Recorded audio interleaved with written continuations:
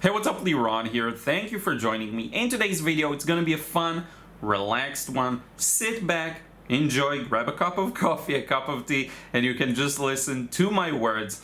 So if you remember 2 live streams ago, or 3 by now, I attempted to address some of your watercolor questions and struggles that you've posted in a comment to my post here on YouTube, and we just didn't manage to. We completely failed at getting to any of them because there were so many live questions, which is better because it is a live stream.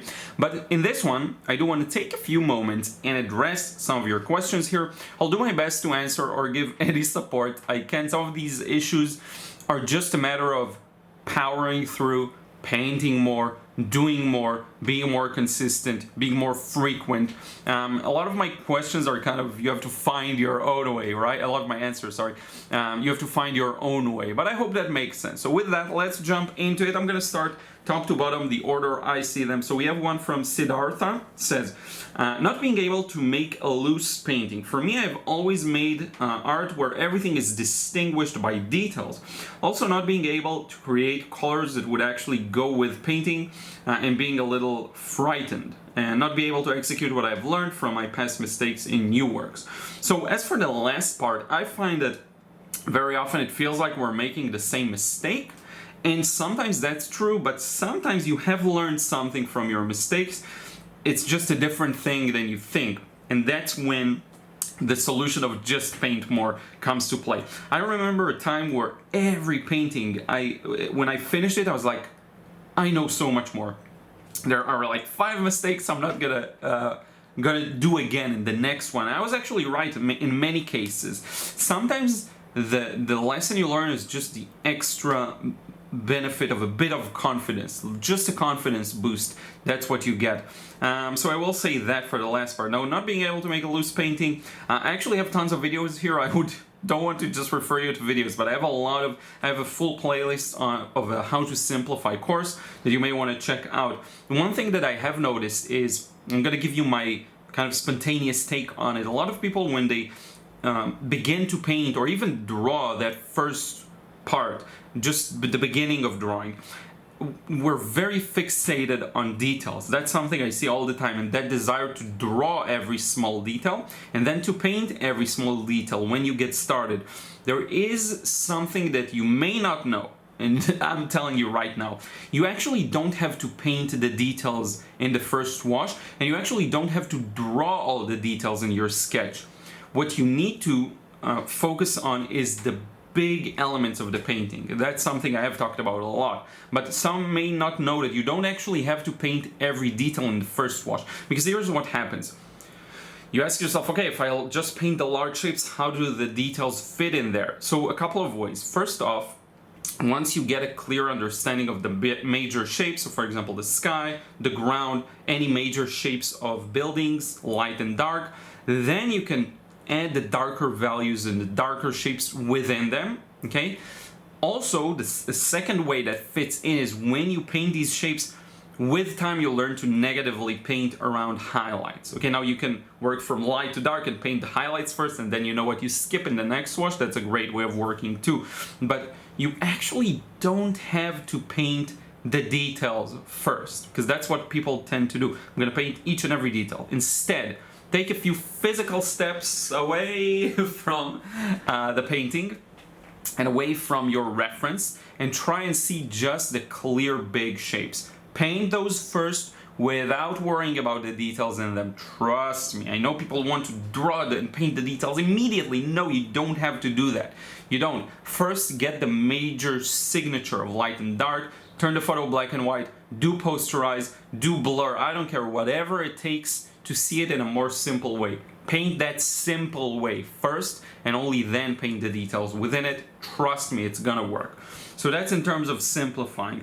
Not being able to create colors that would actually go with the painting. So for colors, I'm gonna give a quick tip. Just use any three primary colors that produce a decent gray. You should be good. I'm gonna take it one step further. Drop everything, just use 2. Just use French ultramarine and burnt sienna. And always make sure you don't use them alone, but always have a bit of both. Just push it more towards either blue or orange. You'll do a fine job. I want you to first master values. then master temperature, and lastly, think about individual actual colors with a 3-color palette, just 3 colors. So keep it simple, and then apply the first tip I gave you of just painting a lot, okay? I hope this is interesting because this is how this entire video is gonna be. Then we have Ann Thompson says, breaking down things into their simple but accurate shapes. In other words, painting what I see and not what I think I see. Same kind of tips. I will add a spin to it. I find myself a lot like, you know, defocusing my vision, actually blurring my vision. I think everyone can do that, right? But when people say squint, I don't actually squint, I blur it. I deliberately make it out of focus so that I can see the overall pattern. When you see it that way physically, it's much easier to paint it that way, right? A Ciao says, I have a lot of trouble, but I know that there are many useful, I'm just gonna read all the comments, useful videos in your channel too. I'm gonna watch someday, and obviously just need more practice. Thank you so much.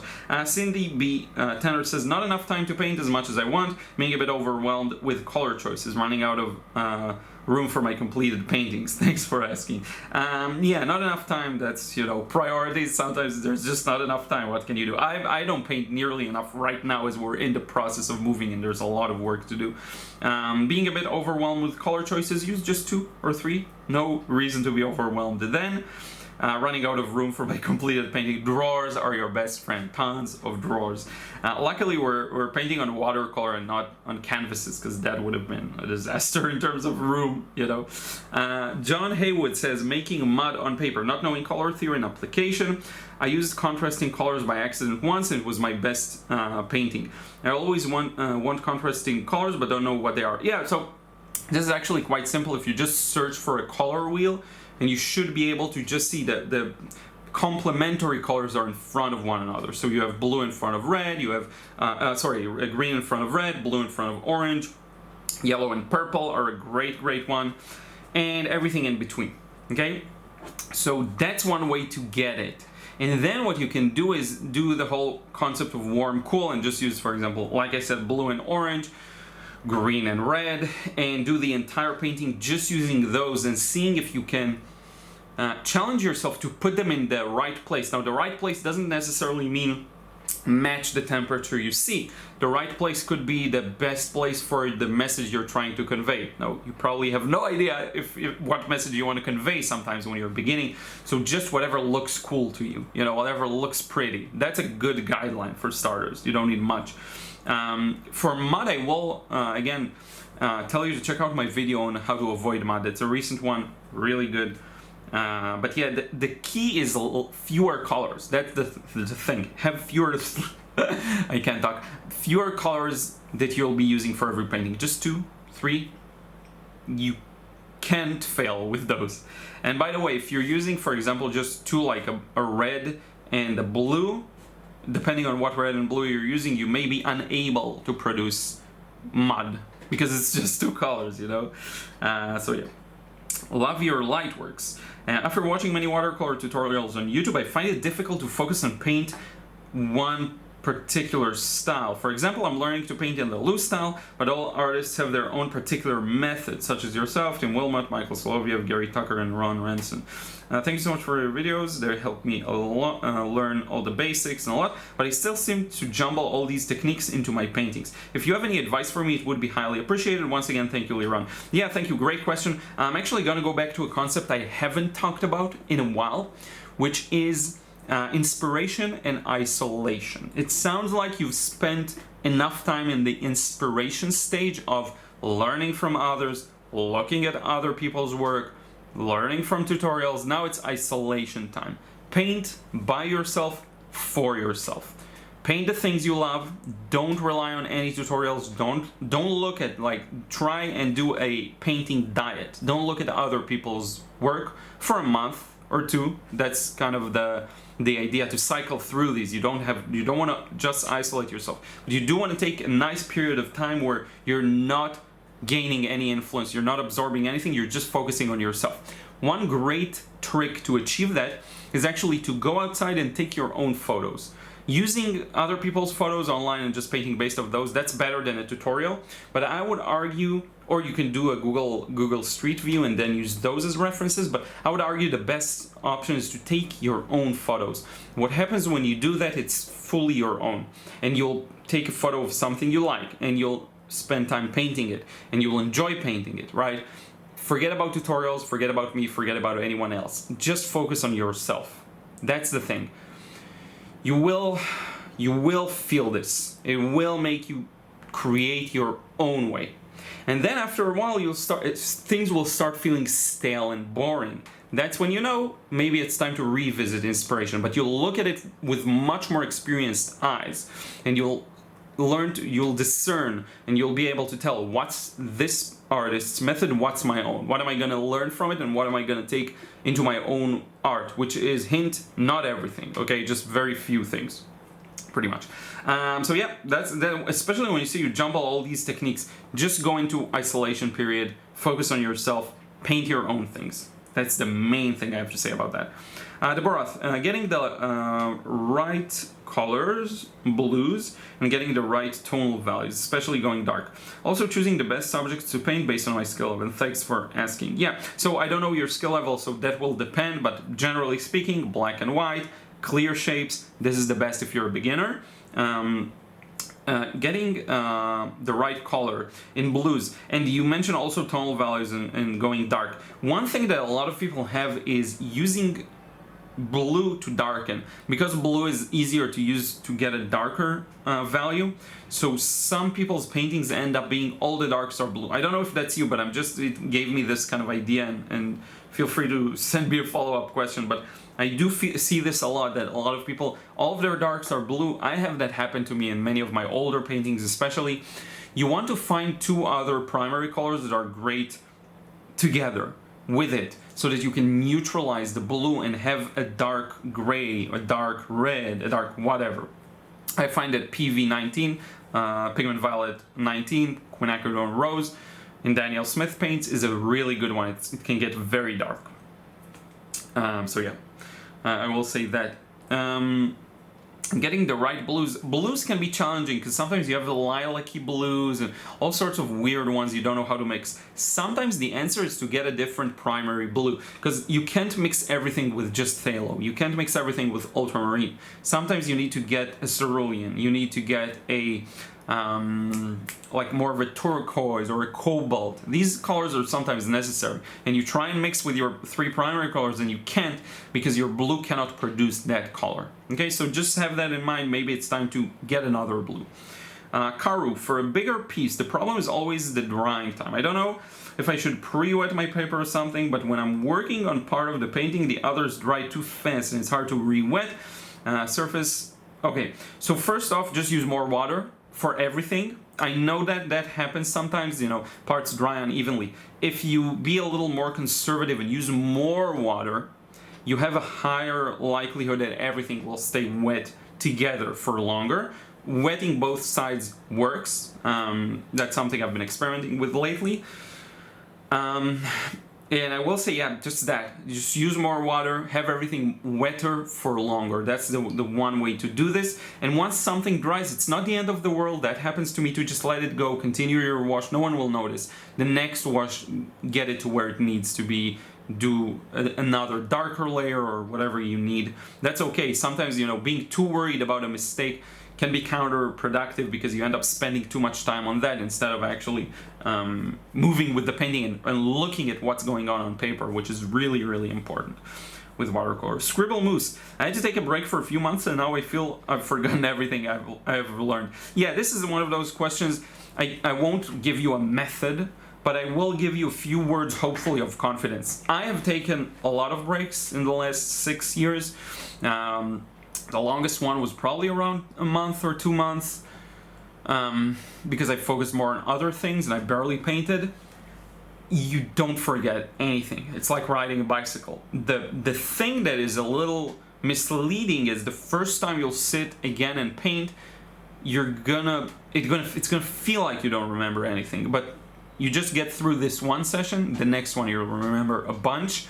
And one more thing I find is that actually taking a break it feels like starting fresh.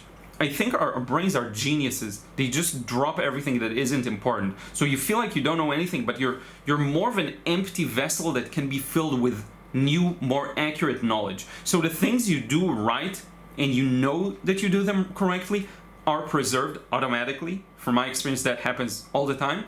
And everything you've forgotten was probably something that is no longer serving you. So have a bit confidence in your brain and your subconscious. It knows what to preserve. So actually taking a break is more of like a cleaning process, like a detox, and you'll come back stronger. Trust me. The trick is get through these 1 to 5 first challenging sessions. But once you do, you'll be better than you were before. Much better. You just have to power through these. I know this because I've been through this cycle a few times, okay? In the beginning too, not just like now when I'm more advanced. I'm talking the first year, second year, and so on. Anna Down, yeah, hopefully I'm pronouncing it correctly. Faces and skin tones.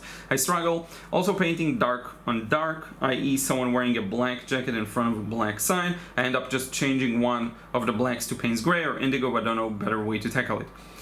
There's nothing wrong with that. If you see a dark next to a dark and you want to paint it as it is, you can just paint it as it is. You can even decide to keep the same color but just go lighter on one of them to increase the contrast. I don't think there's necessarily anything wrong with that. Now, if you do send me a specific example, I'll tell you what I think could have been done better. But sometimes the reality is there's just two darks next to one another, they're touching. You can make a decision, either merge them into one shape or differentiate them in some way, either in the color variation. One thing you can utilize is use a bit cooler colors in the one that's farther from you and a bit of warmer in the one that's closer, or in the form of values, or muting more, more gray, right? Skin tones are super simple, actually. All skin tones are painted the same way. Take a bit of red and a bit of yellow, so it's kind of an orangey color, and then you add a bit of blue to mute it. That's it. Everyone's skin tone is on that scale. You may need to use more red and blue, you may need to use more red and yellow, but it's all there. It's all the same thing. One hack you can use to make it a little faster is start with something like burnt sienna and then neutralize using a blue. So the burnt sienna gives you an instant orange, and then if you want to make it more red, because you have no control if you just have burnt sienna, you can add a bit more red to it. You can start with a burnt sienna and then add a bit more red or add a bit more yellow to push it in different directions. By the way, many times you won't even need the yellow, just the red, because it's a pink base to the color tone, and then you just add a bit of blue or something else to darken, But that's how I mix all of my skin tones. Don't need anything else. Steve Clues, getting larger areas of consistent colors, sky, grass, etc. Yeah, that's a tricky one. The best practices work best here. Mix a big quantity. I want your entire mixing area, which is ideally a large one, be full of paint. And trust me, you see this in every process. I mix more than I think I need to, because you always need more paint than you think. You just do a few passes with the brush and all of a sudden your puddles just disappear. Magic, right? Because there's just this disconnect between how much paint you actually need. You need more than you think.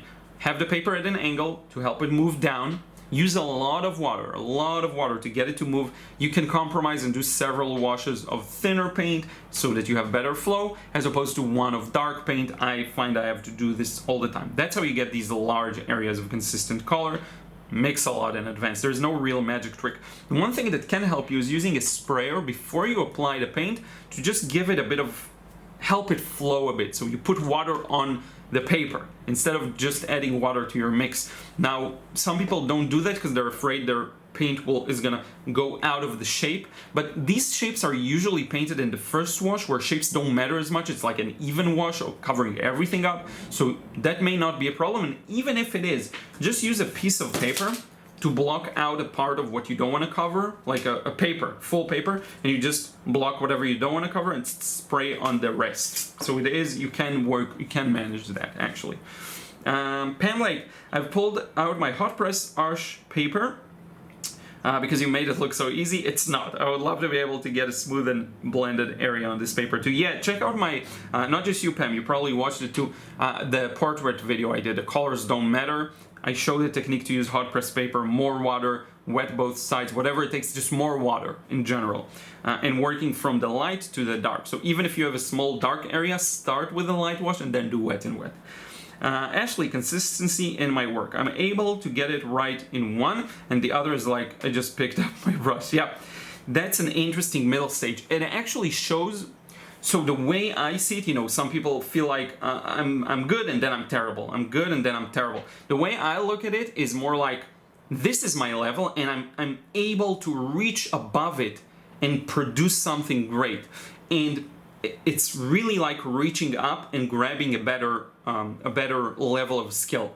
The fact that you're able to do that shows that you're growing. So with time, it's gonna just go up and up and up. I know it feels very spread out and unclear, but you're actually making progress. When you get a lot of inconsistent results, meaning some is great, some is not so great, I've been there. A lot. That actually indicates growth. So all I can say is, way to go. Keep at it, because it will become more consistent in an upward trend. Trust me.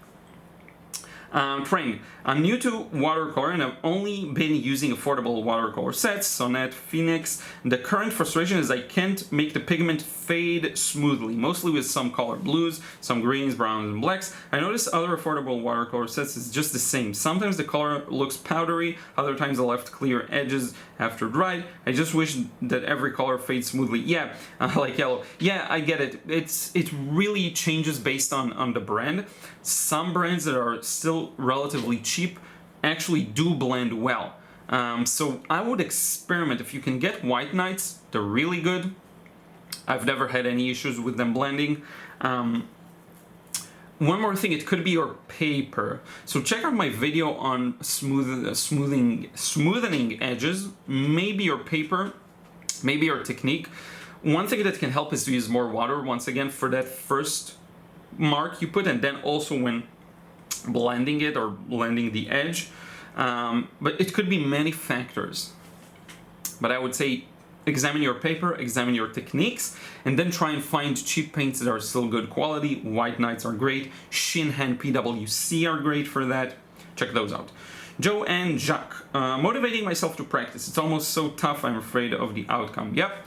So my solution to this is to grab a piece of paper that happens to be this painting, but use a clean paper.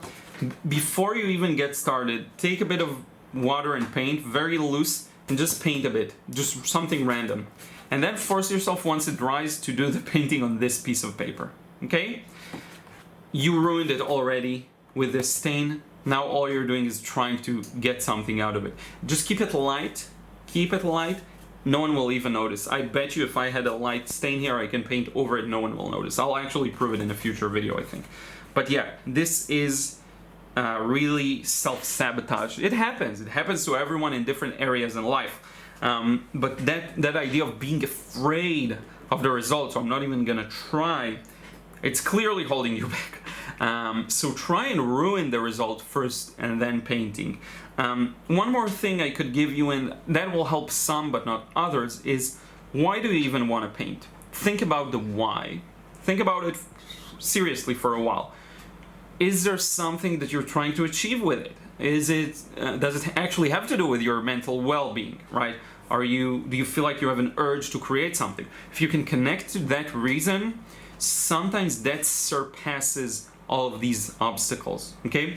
Now, one more thing I want to give you is, and that's something I learned from NLP and coaching and a lot of processes I've gone through. A lot of our feelings in our body are self-generated in our head. So that means that fear is self-generated. You look at the paper or the table or anything that triggers the I want to / I need to paint feeling, and you immediately run away, right? I'm not saying that's you in particular. I'm talking about that, imaginary person that has a similar issue. What you can do, and I find that actually works, is you can bring in confidence and motivation from other areas in life from one area to another area. So is there something you're doing that you feel confident about? That can be anything. It can be sports. It can be interacting with family members or socializing, meeting people, friends, playing video games, listening to music, whatever it is. If you can take a few moments to close your eyes and imagine what this feels like. In fact, if it's music, just put it in the background. Feel it. Feel this way, and then try and go off of that and just start painting. Whatever, it doesn't matter the result, right? I just want the act of painting.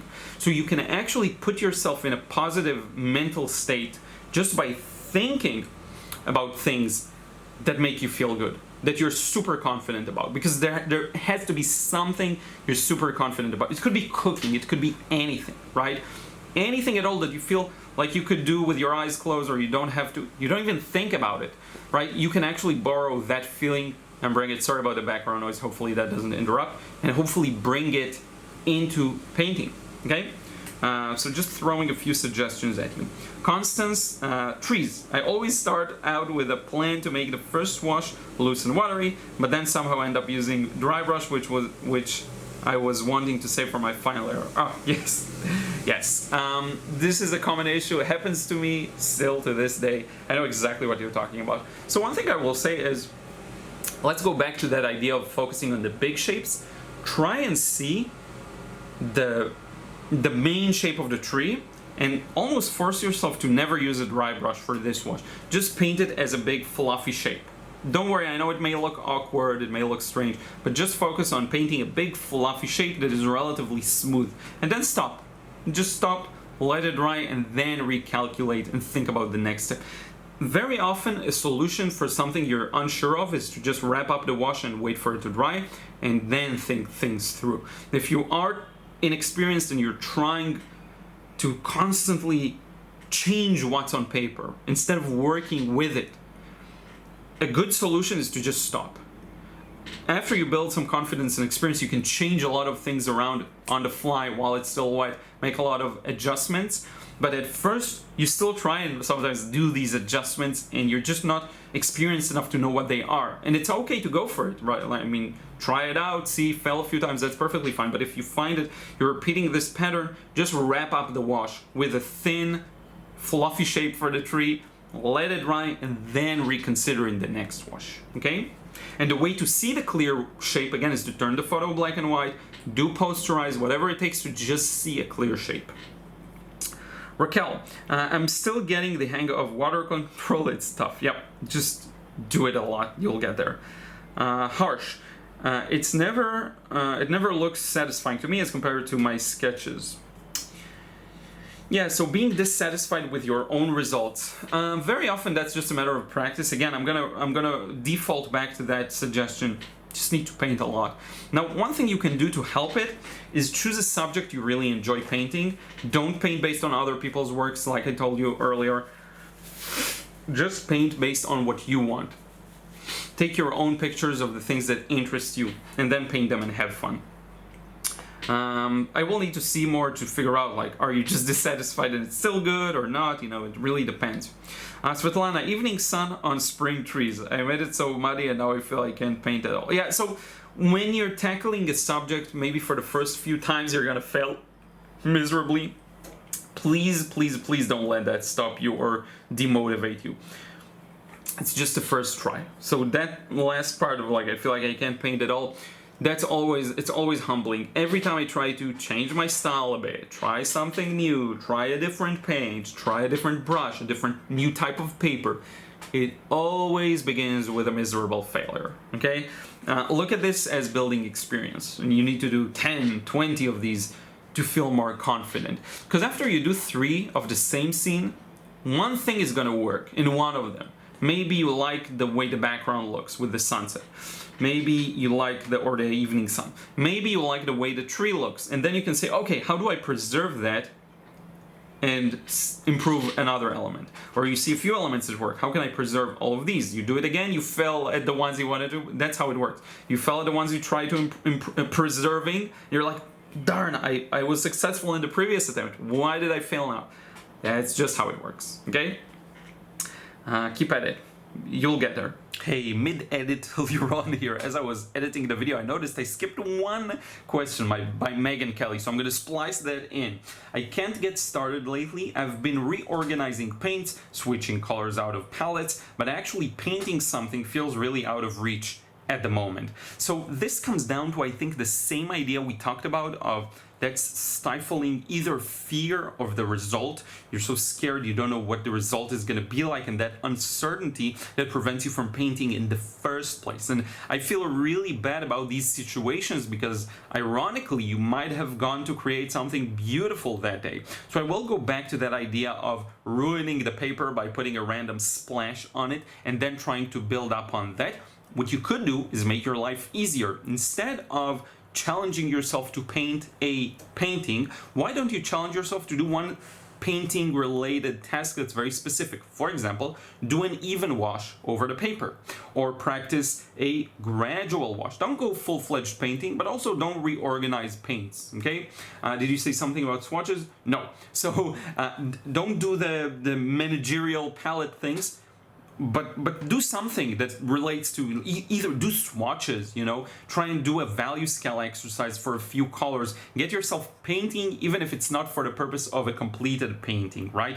And I think sometimes when you do that, it will end up leading to a full painting. So I hope that helps, Megan. Sorry for forgetting that. I had to pause for a minute and re-record, splice that in, back to the normal vid. Side character, getting even colors. It always ends up really messy, especially the sky portion. Yeah, that goes back to the question we did earlier about smooth washes, lots of water, paper at an angle, mix in advance, etc., etc. Ambi, I feel like I'm making steps back instead of going forward. I feel lost in too many details. So details, we talked about that. I'm gonna do timestamps for the whole thing, so you just can navigate fast, but we did talk about details, so I will refer you back to that relatively the first question, I think, or the beginning of the video. But as for the lost in too many making steps back instead of going forward, that will, so like my follow-up question would be, how much are you practicing?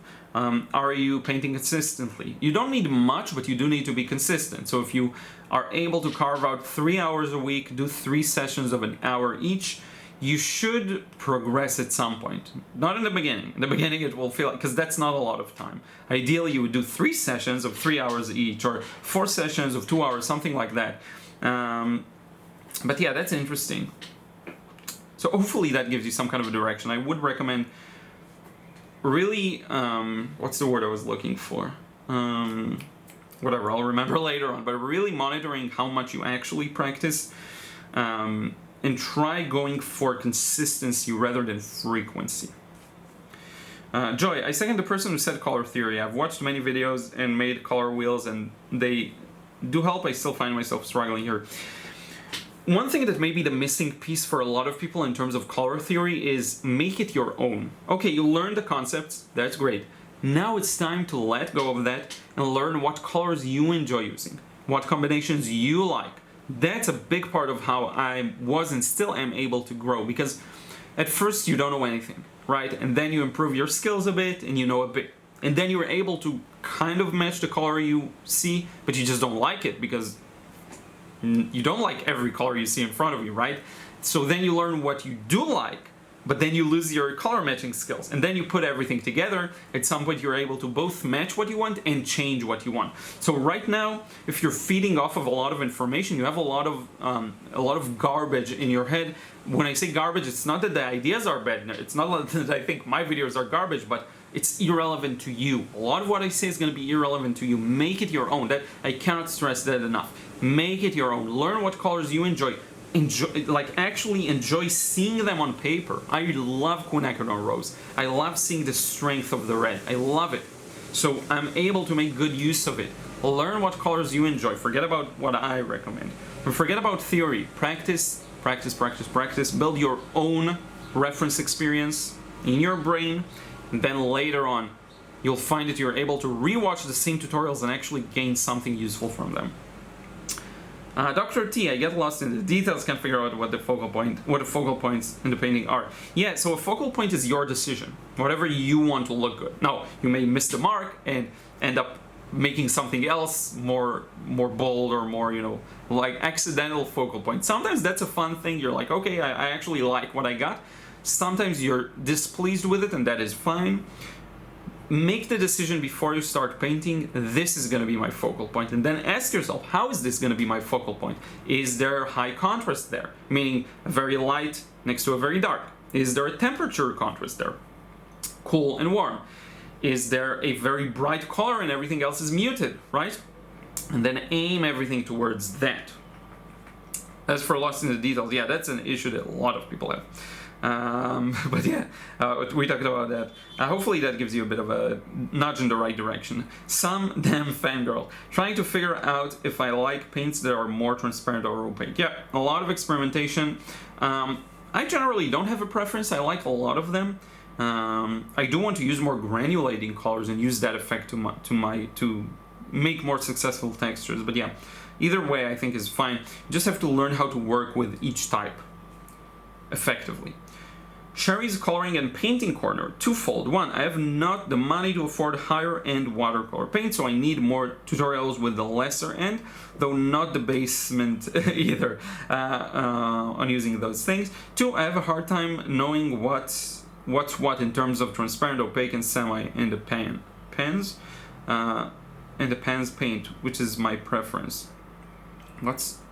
So do you actually have the wells and you don't know what's what? Because then you should just label it if you want to. Just do labels next to the paints and say exactly what it is.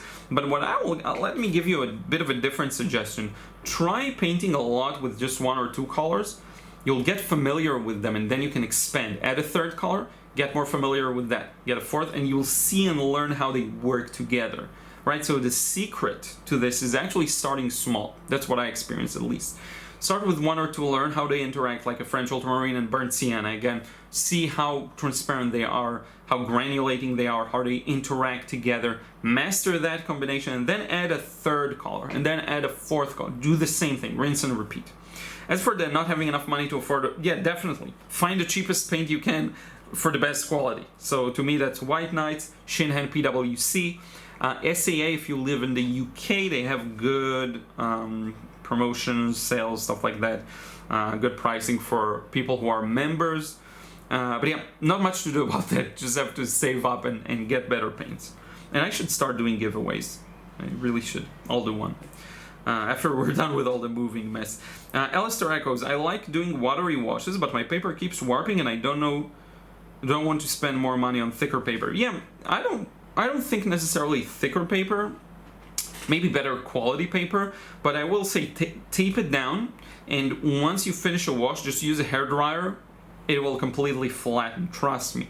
Get it fully dry, and even after it's 100% dry, it still have a little buckling. Use the hairdryer a bit more, and it will slowly flatten, okay, from experience. I know this for a fact. Now, I don't know, maybe it will be a little different if you're using pulp paper and not cotton paper, but I would actually like you to test that out, because I do think it'll work. Hairdryer, or put it in direct sunlight. If you can go outside, put it in the sun, it will flatten in like 15 minutes. So you don't necessarily need to spend more money. I'm not using the thickest paper out there, and it works well. Michelle and Tarot, trying to figure out what my style is. Yep. Isolation. Forget about me. Forget about other artists. Paint for yourself. Dr. T, one more. I can't quite figure out where to put the warm shadows and where to put the cold ones. I need help with that one. Where to put the warm shadows and where to put the cold ones. Ultimately, Ruth, there isn't one answer to that. Ruth is in the house. So, yeah. Where to put it? Yeah, so there isn't really an answer to that. What you have to figure out is what you want to show. So for example, here's a good experiment to try. Do a very simple painting of a still life, like an apple, the cherries bowl tutorial I have here, and just play around with different temperatures. Now, to make things easier, use what I said earlier, warm and cool, just two colors.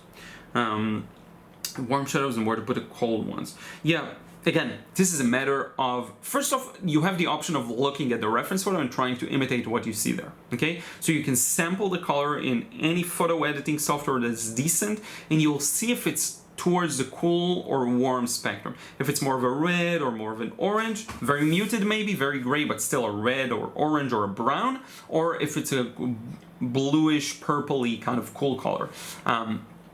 And then what you do is either decide to go with what you see or change it up. Now, I would actually even not worry too much about sampling and mimicking exactly what you see, but I'd actually do more experimentation.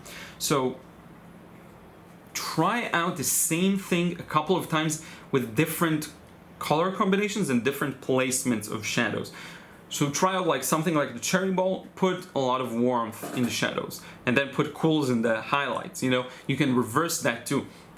But generally speaking, shadows, more than cool or warm, benefit from a variety. So if the painting itself can have variety in temperature, that's better than obsessing over where is cool, where is warm. Because there isn't a clear-cut answer for that sometimes. Sometimes it's a matter of whatever you prefer. But yeah. Jillian Crawford. Subsurface scattering in human skin. Interesting. And maybe adding those tiny hair-like details and strokes of feathers.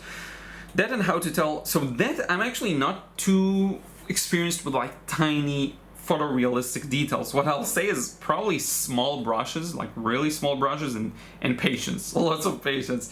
That and how to tell where the color zones on a person would be. I've seen several tutorials on where they are on the face, but I have no idea how you would know where they are for the rest of the body. It's these tiny and probably insignificant details that I personally think can make or break my art and my attempts at realism, but maybe I'm overthinking it. Then again, I want people to mistake my work for a photograph, and the more indistinguishable, the better. Whether I'm good at this attempt or not is another topic. So I'll probably overthink. No, that's interesting. So it seems like you know what you want, which is important. You want photorealism. You want high quality photorealism. So a couple of suggestions. Paint larger. I know it may sound funny, but here's a couple of things to think about. Paint larger because once you look at a big painting from afar, it actually looks more realistic because you have more margin of error. If your piece of paper is this size, right, an inch of a mistake is a big deal. But when it's this size, an inch is barely noticeable. That's true for the drawing, for the details, for everything. So actually paint larger. But then I want you to paint a simpler subject. So what do I mean by that? Instead of painting a full person or figurative or whatever you want, Ruth is digging through the sofa. Instead of doing that, let me film some B-roll of her doing that as we talk.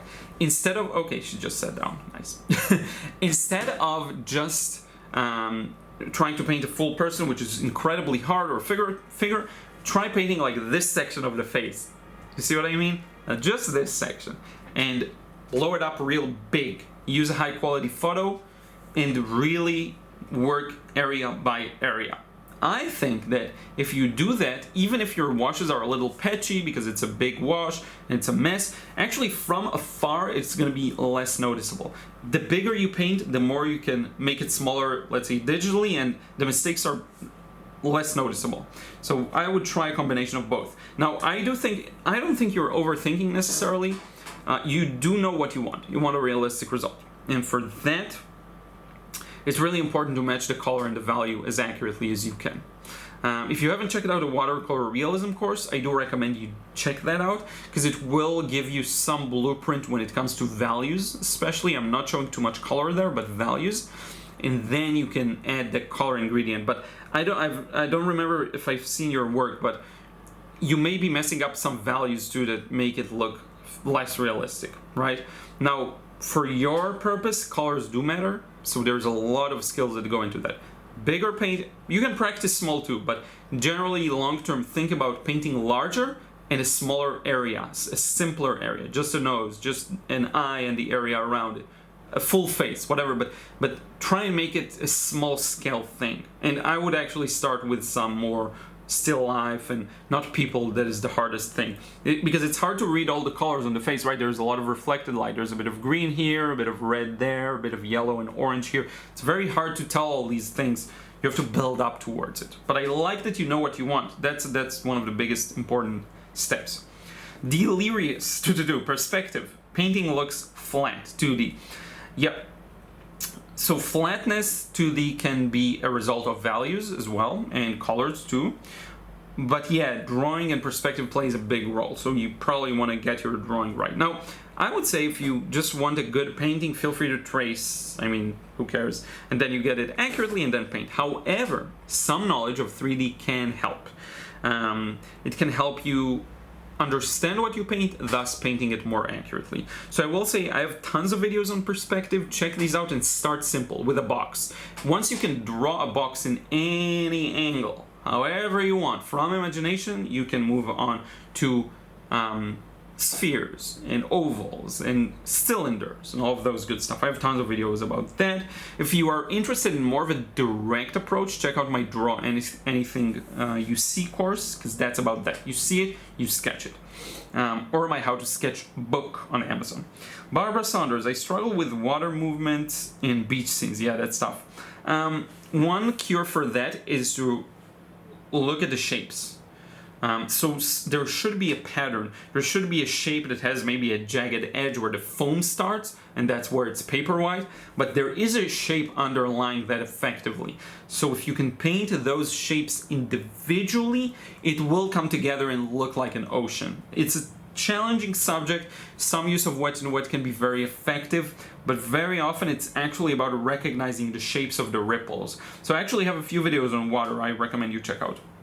Charnel, creating depth. Yes, that's always an issue. Just think about the tools that you have at your disposal to create depth. That is values, colors, shapes, right? So shapes is going to be big and small, distance, small, close up, big, large shapes, colors and saturation, distance, gray, closer, more saturated, clear colors, and values, lighter in the background, darker in the front.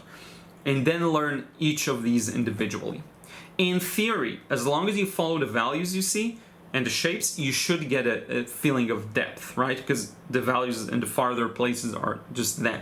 In theory. But I'd like you to practice every technique in isolation. That's one more thing that can help. Just work on the values for a while. Then just work on colors saturation. Go from muted to saturated, right? The way to do that, by the way, is what you can do is, let's say you want to play around with the saturation of a blue. So first you start with just a clean blue, and like a value scale almost, and then you add a bit of red and yellow to it. Or you can do it with just something like a burnt sienna. Add a bit more, and a bit more, and a bit more, all the way to gray. So you're essentially moving from gray to blue while maintaining the same value, pretty much. Instead of burnt sienna, you can use yellow and red, and gradually add more yellow and red, all the way until it's neutral. Not until it's red, or until it's orange, or until it's whatever, but until it's neutral. If you do that enough, you'll start seeing it and doing it in your larger scale paintings. Other than that, all the best practices of like, use fewer colors, right? Paint a simple scene, simple shapes, simple values, and so on. I hope that helps, Darnell. 1 to 3 rock fan the price, yep. Yeah, try and get the cheapest. By the way, some stores, I talk about it once in a while, have testing paper. So just test paper you can buy, or even just get as a gift, I think, like a tester set that you can use the paper. So save up wherever you can. UP Kim, how to smudge and remember how much color will fade when it dries. When watercolor can get line after blob of watercolor dries, yeah, I get it. Paint loosely, like I sometimes use a small brush just because I can see how the paint will come. So do you mean like when you smudge it, it moves, but then it still dries with a hard edge, right? That actually happens to me a lot to this day.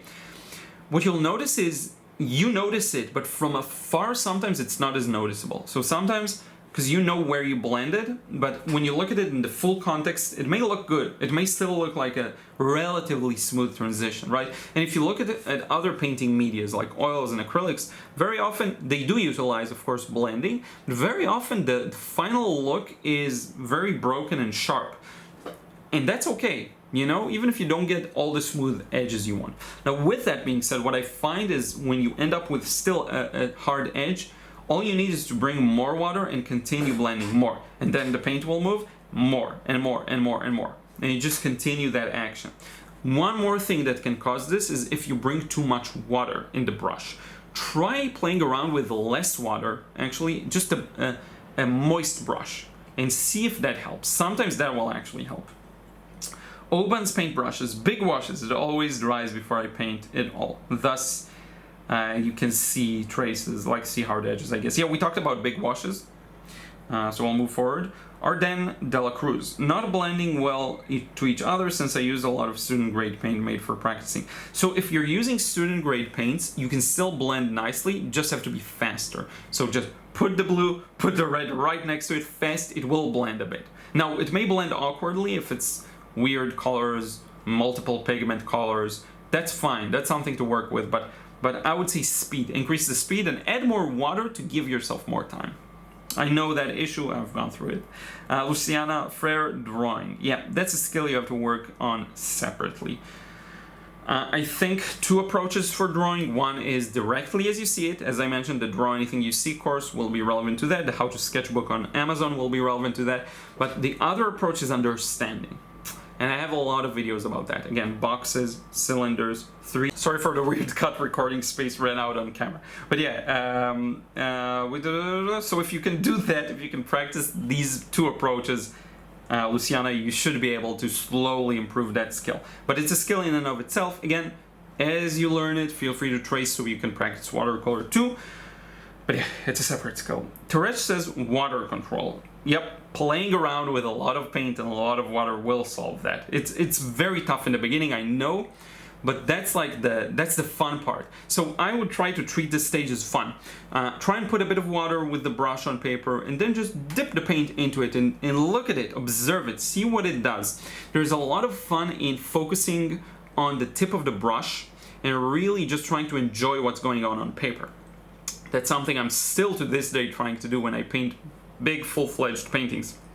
I just find that it's very useful to get myself in a meditative state and really focus on the painting, and it's so much fun. So that's one thing I would practice doing. Not only practice your water control skills, but try and see it as a fun playtime almost. Stephanie Ruiz, that's sometimes, even if it's dry, it blends with other watercolors. So like you do a wash and a dry wash kind of wakes up and blends together with it. That can happen on lesser quality papers. It can happen if you're moving your brush too much when you apply wash. Ideally, you just want to place it down, especially if you have paint there from earlier. But yeah, it will depend on a lot of factors. But feel free to follow up, because it really will depend on what causes it. If it dries, it blends. Sometimes it's not fully dry even if you think it is, so if it's a little cool to the touch, use a bit of a hairdryer or put it in direct sunlight. But that may be something you already do. Christina, 3-color rule. So yeah, just using 3 colors, I guess. That shouldn't be a challenge. That should be like fun and easy going. But yeah, 3-color rule. Using only 3 colors. So here's the thing, because I know you in particular and other people, a lot of other people, sometimes you try to find a perfect color and you think it's not there in your 3-color combination where it actually is, because you can mix like 95% of everything. The only thing you can't mix is very bright colors. And even those, you can just add them later on with another wash, with opaque paint, with however you want. So I don't know if that's the exact thing, but feel free to let me know. Shamar Daniel, for me that's overworking a painting when adding in details or shadows. The first wash has this shine to it that I instantly lose in the next layers. You know, there's something to watercolor where it does shine a lot before you add the details. So I would say maybe that's not your fault, maybe that's just how the paint does. You know, once you add another layer, it recontextualizes that brightness that you first had there. That's fine. Now, to me, when I hear this, I would challenge you to, when you add, that's not necessarily overwork what's happening here. When you add, so for example, let's say you painted the sky and it looks bright and nice, like there's reds and yellows and it's sunset, but then you put a tree in front of it, the sky dries, now it's muted, it's lighter, and you put a tree and it's just a gray tree. So here's what I would say. When you put in that tree, you know, that imaginary tree, that next wash, meaning, try having a variety of temperature in that as well. Treat it almost like you have your first wash where you let a lot of colors mix together. Do the same thing. So do a bit of yellows and reds and blues and try and really place them. So for example, the side that's facing the light, connected to another question of where to put cool and warm shadows, the side that is closer to the light, maybe gets a warmer color, and then decide that the farther it goes, go cooler. But try and treat the second wash almost as if it was the first wash. See? Those kinds of tricks of like imagining doing something different, applying one technique from one subject to another, that can really help. And in this example, I want you to try and paint that second wash as bright and as colorful as and as free as you approach the first wash. Okay, let it flow. Lots of water. It's okay if it's just a little darker. You don't have to go super light on the first wash, then boom, like dark. You can find a gradual way to get there. Okay, I hope that helps. That's everything we have here. A lot of questions, a lot of things that we covered in this one. Let me know how you like this format once in a while, because I wanted to answer a lot of these questions and I never got the chance to, because we had a lot of live questions from the live stream viewers. But yeah, I hope you had a good week. You should be watching this on Saturday. I hope you enjoyed this week's videos. I hope you enjoyed the sponsored video with Clip Studio Paint. That was really fun to make. And yeah, it's gonna be, again, a couple of busy few weeks due to the move. We're gonna move at the end of the month, around the 29th, I believe.